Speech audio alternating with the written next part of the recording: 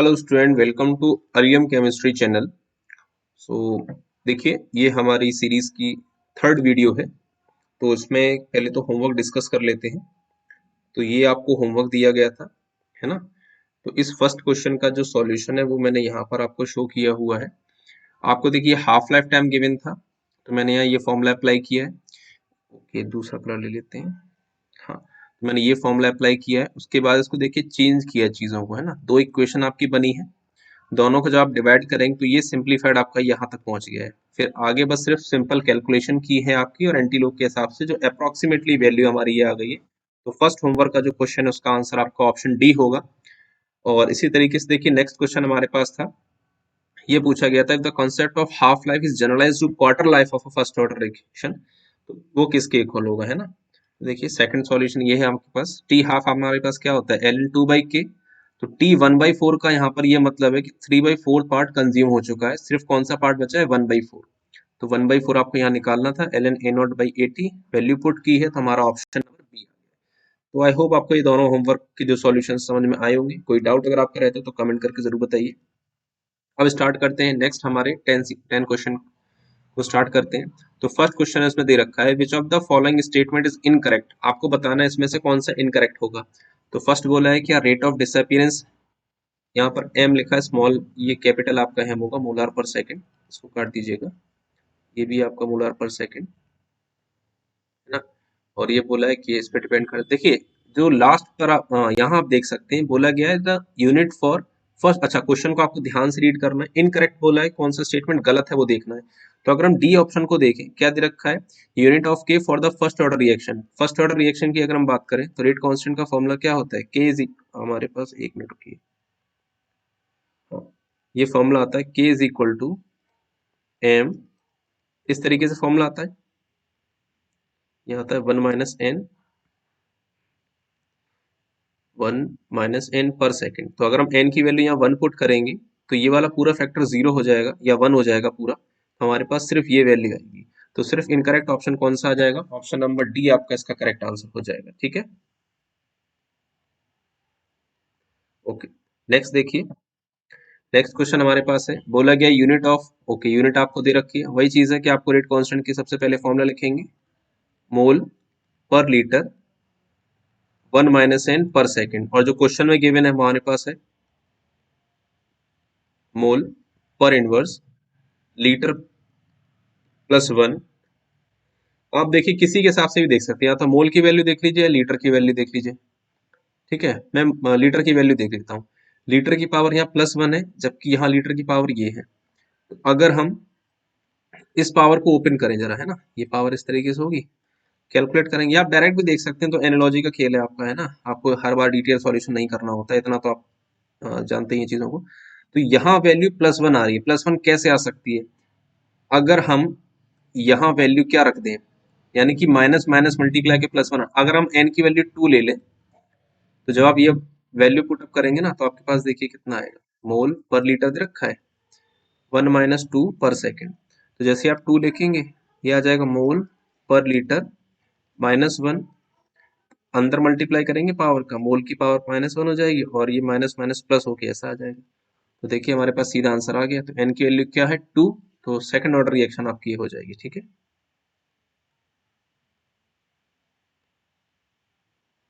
अब देखिए next question देखते हैं।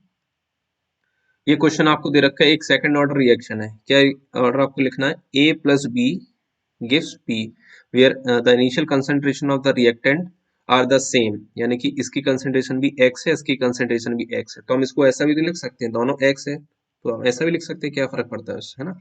और रेट कांस्टेंट है के। बोला गया है हाफ लाइफ टाइम आपको लिखना है, कोई प्रॉब्लम नहीं है, मैंने आपको जनरल फॉर्मूला बता रखा है हाफ लाइफ टाइम का। अगर आप याद करना चाहें तो कर सकते हैं नॉर्मल सेकंड ऑर्डर के फॉर्मूले, लेकिन जनरल फॉर्मूले से मैं इस तरीके से लिखूंगा, two raise to power N minus one upon K N N minus one, और इनिशियल कंसंट्रेशन जो भी है उसकी पावर एन माइनस। एन की वैल्यू आपको यहाँ क्या पुट करनी है, टू पुट करनी है, क्योंकि सेकंड ऑर्डर रिएक्शन है। तो हाफ लाइफ टाइम देखिए क्या बनेगा, two raise to power two minus one upon K two, two minus one, initial concentration है एक्स और ये टू माइनस वन। आगे देखिए टी हाफ किसके इक्वल आएगा, 2 की पावर 2 - 1 क्या हो जाएगा, 2 - 1 अपॉन k2 1 और x, और सिंप्लीफाई करेंगे तो ये आपका आ जाएगा 1/k2x। अब यहाँ पर उन्होंने रेट कांस्टेंट ऐसा कोई ऑप्शन मैच तो नहीं हो रहा है क्योंकि यहाँ उन्होंने k दे रखा है, तो सिर्फ आप k लिख सकते हैं। तो k जैसे ही आप पुट करेंगे तो उसके अकॉर्डिंग आपका जो ऑप्शन नंबर ए है वो करेक्ट हो जाएगा। ठीक है, आई होप आपको ये क्वेश्चन का सॉल्यूशन भी समझ में आया होगा, है ना। तो एक मिनट, आगे बढ़ते हैं। नेक्स्ट क्वेश्चन हमारे पास है, for the reaction A gives P, एक आपको रिएक्शन दे रखी है ए gives P, the plot of A versus T is a straight line. तो हमने जो ग्राफ प्लॉट किया ए और टी, ये एक स्ट्रेट लाइन आती है, तो आपको बताना है कौन सी ऑर्डर की रिएक्शन होगी। देखिए हमने एक जनरल फॉर्मूला, जब आप चीजों को प्रैक्टिस करेंगे तो आपको डायरेक्ट ही क्लियर होने लगेगा कि ये किस इक्वेशन की बात हो रही है। मान लीजिए अगर हम जीरो ऑर्डर रिएक्शन को लिखते हैं, ठीक है, तो इसमें अगर हम ए टी की वैल्यू निकालें तो A T is equal to क्या हो जाएगा, A naught minus K T, या आप इसको ऐसा भी लिख सकते हैं, A T is equal to minus K T plus A naught. आप अगर मैं ग्राफ ए टी और टी के बीच में प्लॉट करता हूँ इस तरीके से, यहाँ ए टी और यहाँ टी, तो ग्राफ आपका कैसे आएगा, ऐसी तो आता है, स्ट्रेट लाइन आती है, स्लोप नेगेटिव आ रहा है। तो आपसे बोला गया था स्ट्रेट लाइन आनी चाहिए, तो ये जीरो ऑर्डर के लिए फॉलो हो रहा है, उसका आंसर क्या हो जाएगा, जीरो ऑर्डर हो जाएगा। ठीक है, आगे देखिए। नेक्स्ट दे रखा है, अच्छा हाँ, ये आपको दे रखा है, ए reaction follow second order rate law if, okay, आपको प्लॉट बताना है किसका स्ट्रेट लाइन आएगी। तो सेकंड ऑर्डर का मतलब क्या है, सबसे पहले इसको लिख लेते हैं, D A by D T is equal to K A square, इसको अरेंज कर सकते हैं, वेरिएबल्स को आप अरेंज कर लीजिए, है ना, इज इक्वल टू जाएगा के इंटू डी टी। जब आप इंटीग्रेट करेंगे तो ये माइनस तो पहले से रहेगा ही, यहाँ आ जाएगा माइनस ए, एक मिनट, हाँ -1 आएगा। अच्छा एक मिनट, ओके, पूरा डिटेल में बताते हैं। तो इसका अगर हम इंटीग्रेशन करेंगे ना 1/a² का, तो हमारे पास इंटीग्रेशन पता क्या आएगा, एक तो -1 आएगा, ये माइनस तो फॉर्मूले का था, एक माइनस आपका आने वाला है, और आपके पास ये आ जाएगा 1/a। ठीक है, इज इक्वल टू कितना आ जाएगा, के इंटू टी। जब इसको सिंप्लीफाई करेंगे तो आपके पास देखिए क्या रिलेशन आया, 1/a इज इक्वल टू के इंटू टी। तो ग्राफ अगर हम इसका प्लॉट करते हैं, किस किस का ग्राफ, अगर हम 1/a और टी का ग्राफ प्लॉट करेंगे तो हमारे पास ये स्ट्रेट लाइन आएगी जो कि ओरिजिन से पास करेगी। ठीक है, या फिर आप एक काम भी कर सकते हैं, वैसे कि वैसे तो ये ओरिजिन से पास नहीं करेगी, क्योंकि जब इसको इंटीग्रेट करेंगे ना तो कुछ ना कुछ इंटीग्रेशन कांस्टेंट सी आएगा आपका, तो अगर सी आएगा कुछ ना कुछ कांस्टेंट, तो उसको मैं एग्जैक्ट तो नहीं बना सकता, हाँ लेकिन ऐसा बनाया जा सकता है। तो ये इंटरसेप्ट हो जाएगा, लेकिन आएगी तो आपकी स्ट्रेट लाइन ही 1/a और टी के बीच में प्लॉट करना है। आंसर पढ़ लेते हैं कौन सा है, पहला ऑप्शन तो नहीं हो सकता है, ए के साथ टी के साथ ये तो जीरो ऑर्डर होगी। सेकंड देखिए, सेकंड ऑप्शन आपका मैच कर रहा है, 1/a versus T is straight line, आपका करेक्ट आंसर। ठीक, नेक्स्ट देखिए। अच्छा हाँ, ये क्वेश्चन आपको दे रखा है, the concentration of species A undergoing the reaction A gives P is, okay, ये कुछ इस तरीके से रिएक्शन दे रखी है, ए से पी आपको मिलता है, तो आपको कुछ कंसंट्रेशन बनानी है। अब देखिए इसका हम लोग आंसर किसके बेसिस पर देंगे, जो टी हाफ लाइफ टाइम होता है ये हमारा डिपेंड करता है इनिशियल कंसंट्रेशन, है ना, पावर n-1 की फॉर्मूले के हिसाब से। आपको मैंने डिटेल फॉर्मूला बताया, लेकिन हम सिर्फ इतने पार्ट से ही काम चला सकते हैं क्योंकि एक ही रिएक्शन की बात हो रही है। ठीक है, तो कंसंट्रेशन दे रखी है, अब हम यहाँ पर पहले ये लिखेंगे 1, जब इनिशियल कंसंट्रेशन 1 थी, ये हाफ लाइफ टाइम का मैंने फॉर्मूला लिखा है, तो उसी के बेसिस पर आप जज कर सकते हैं इसको। देखिए पहले कंसंट्रेशन 1 थी, अब हो रही है 0.5, तो 1 से 0.5 का मतलब क्या है, कंसंट्रेशन हाफ हो गई, और 1 के लिए टाइम कितना दे रखा था आपको, देखिए 0, और 0.5 के लिए टाइम कितना था, 1। तो जब हम 0 से 1 देखेंगे, यानी कि 1 सेकेंड में कंसंट्रेशन जो है हाफ हो रही है, इसका मतलब हाफ लाइफ टाइम यहाँ क्या आ जाएगा, अगर हम यहाँ लिखना चाहें तो टाइम आ जाएगा 1। ठीक है, प्रोपोर्शनल टू 1/, ये मैंने क्या लिखा है, ए नॉट का मतलब इनिशियल कंसंट्रेशन, इस केस में इनिशियल क्या थी 1, तो 1 की पावर आ जाएगी n-1। फिर आपको इसी तरीके से दूसरे पार्ट को देखना है कि अब हमारे पास वैल्यू है 0.5, 0.5 के बाद हम ऐसी वैल्यू सिलेक्ट करेंगे जो जस्ट इस 0.5 का हाफ हो। तो 0.5 का हाफ क्या है, 0.25, इसका मतलब ये कंसंट्रेशन हाफ हो रही है। कहाँ से हाफ हो रही है वो देखना है, 0.5 पर टाइम कितना दे रखा था आपको, 1 सेकेंड, और 0.25 पर टाइम कितना दे रखा है, 3 सेकेंड। इन दोनों टाइम का कितना गैप आ रहा है, 2। इसका मतलब नेक्स्ट कंडीशन के लिए 2 आ जाएगा, टी हाफ 1/, ये आपकी इनिशियल कंसंट्रेशन और ये n-1। इन दोनों को आपको डिवाइड कर देना है, प्रोपोर्शनलिटी हट जाएगा, सिर्फ इक्वल आ जाएगा आपके पास, ठीक है। तो जब हम इसको डिवाइड करेंगे तो आपके पास आएगा 1/2 इज इक्वल टू, डिवाइड करेंगे तो हम, ये हमारे पास जैसा लिखा था पहले हम इसको लिख देते हैं, 1/, इस तरीके से था, n-1 अपॉन, ये लिखा था 1/0.5 की पावर n-1, ठीक है। इसको आप अरेंज करेंगे, 1/2 ऐसे ही रहेगा, ये वाला पार्ट ऊपर चला जाएगा, 0.5 की पावर n-1 अपॉन 1 की पावर n-1। 0.5 को या फिर हम ऐसा भी लिख सकते हैं 5/1, सॉरी 0.5/1 की पावर n-1।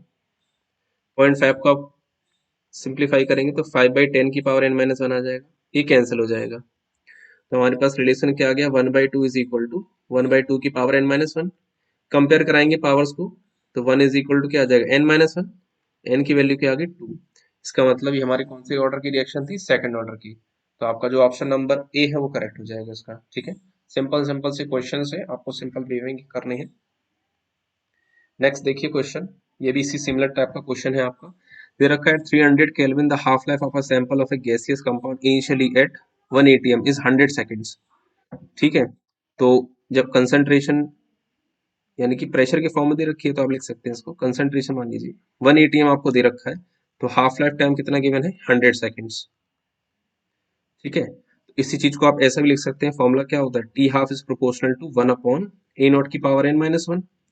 तो हम यहाँ लिख सकते हैं 100 प्रोपोर्शनल टू 1 की पावर n-1। सेकंड कंडीशन दे रखी, when the pressure is 0.5, half life is 50 seconds, तो आप लिखेंगे 50 प्रोपोर्शनल टू 0.5 की पावर n-1। दोनों को डिवाइड कर दो, क्या आ जाएगा 100/50 इज इक्वल टू 0.5 आ जाएगा ऊपर, 0.5/1 इसकी पावर n-1, डिवाइड करेंगे, आ गया 2, यहाँ पर आ जाएगा 5/10, ठीक है। इसको लिख सकते हैं 2, ये हो जाएगा 1/2 की पावर n-1। इसको भी आप 1/2 कर लो, एक काम करो, तो ये आपका आ गया 2 इज इक्वल टू, इसकी पावर को हम बदलेंगे तो ये 1 - n हो जाएगा, ठीक है। जब हम इक्वेट करेंगे 1 - n को, इसके इक्वल आ जाएगा 1 के, तो 1 जब इधर आएगा तो 1 - 1, n की वैल्यू देखिए क्या आ रही है, 0 आ रही है, तो ये जीरो ऑर्डर रिएक्शन होगी, ठीक है। और आप इसको डायरेक्ट भी देख सकते हैं जीरो ऑर्डर कैसे हो रही है, देखिए यहाँ देखो जो रिलेशन प्रेशर का आ रहा है, देखिए मैं लिख के दिखा देता हूँ। 1 atm यहाँ पर था आपका टी हाफ 100 सेकेंड्स, इसके बाद है 0.5, यहाँ पर कितना है 50 सेकेंड्स। तो जो रिलेशन यहाँ फॉलो हो रहा है वही रिलेशन यहाँ फॉलो हो रहा है। तो ऐसा सिर्फ कब होता है, जब जीरो ऑर्डर रिएक्शन होती है। तो डायरेक्ट देख के भी आप बता सकते हैं, अदरवाइज आप कैलकुलेशन भी कर सकते हैं। आई होप आपको ये क्वेश्चन का सॉल्यूशन भी क्लियर होगा। तो इस तरीके से हमने 7 क्वेश्चन अभी तक कंप्लीट कर लिए हैं। नेक्स्ट देखते हैं, ये दे रखा है the half life of reaction A gives P is found to undergo 9-fold increase as initial concentration is reduced to 1/3। तो आपसे बोला गया है कि सबसे पहले तो हम जनरल फॉर्म लिखते हैं, टी हाफ प्रोपोर्शनल होता है 1/a0 की पावर। अब उन्होंने ये बोला है कि जो हाफ लाइफ टाइम वो 9 टाइम्स इंक्रीज हो जाता है अगर हम कंसंट्रेशन को 1/3 कर दें। तो ये 9 टाइम्स इंक्रीज हो रहा है अगर हम कंसंट्रेशन को क्या करते हैं 1/3। 1/3 का मतलब a0/3 की पावर n-, बस डिवाइड कर लेना है दोनों इक्वेशन को।